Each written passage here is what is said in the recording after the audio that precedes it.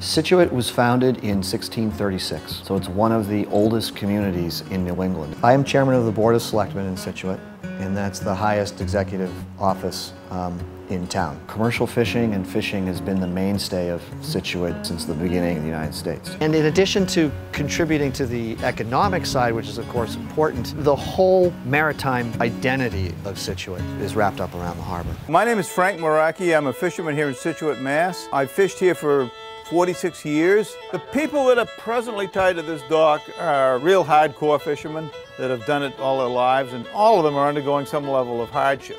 This is not an easy time. The fishing industry is in crisis.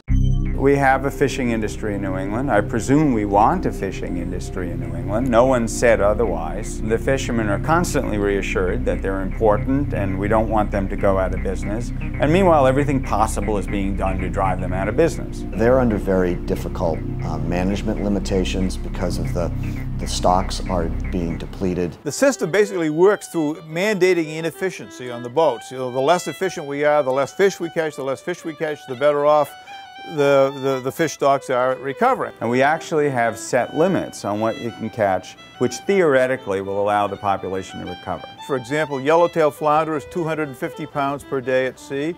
Cod is 800 pounds per day at sea. Now the problem that we get into is that we have different species of fish which are commingled. We have no way with these nets of separating cod from haddock or yellowtail flounder from winter flounder, but the daily landing limits on those species are very different. So we've got this paradox of regulatory discards of fish that they don't want us to catch being thrown overboard dead, and yet we can't catch enough blackbacks or yellowtails to satisfy the allocations that they've projected would still enable the stocks to rebuild. So it's a very defective system. And also it's biologically incredibly naive, because it assumes that every species is independent of every other species. And of course they're not. They're all linked together. Now what science can provide is options. We're now able to create a model, which means essentially a computer game, that allows the manager to try different decisions. It has 12 things. 4 of them have to do with economics, 4 have to do with the structure of governance, and 4 have to do with the ecology of the system. Say, okay, if you want to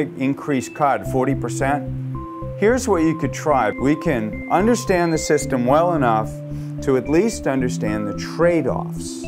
If you have this, you can't have that. That's how you get a flow from the basic science through capturing the key dynamics of the system to a tool that a manager can actually use. Now it might take a decade before the fish reestablish themselves. Boy, 10 years seems a long way from now, particularly if you're a fisherman and you're hauling nets in to feed the family and drive the business. Most of them are saying that they're going to stick it out because they would prefer to be a fisherman than anything else.